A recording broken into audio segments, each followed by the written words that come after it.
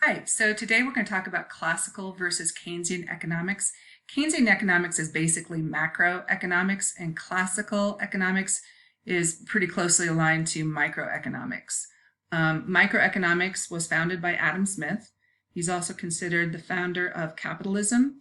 This thought was prior to the Great Depression. He was from the 1700s from Scotland, and his laissez-faire was the leave it alone theory that government shouldn't intervene in the marketplace, that businesses and consumers should be the driving force. So the belief was that the market will self-correct and that basically unemployment is just a short-term period and that people will either choose not to work in a recession or they will take lower wages, and that things will work back to normal over time if you give the market time to self-correct.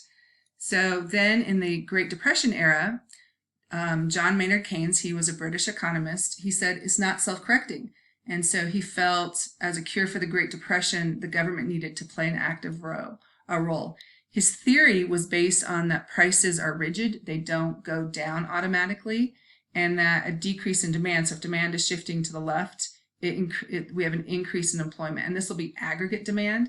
Aggregate demand is going to be measured by GDP, which is consumption, gross investment spending, net exports, and then government spending. So he's the person who said government needs to play an active role. And so the belief is that increasing government spending will help us out, which we're going to be doing now by sending out the stimulus for this pandemic. And then he said otherwise you can decrease taxes, and that way consumers have more to spend, because remember, we have two choices with our income.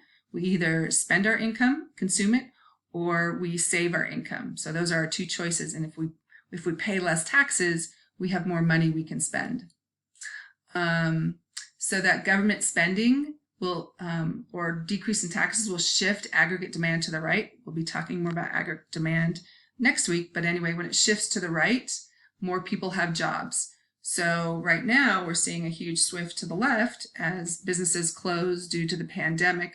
We're seeing a lot of unemployment.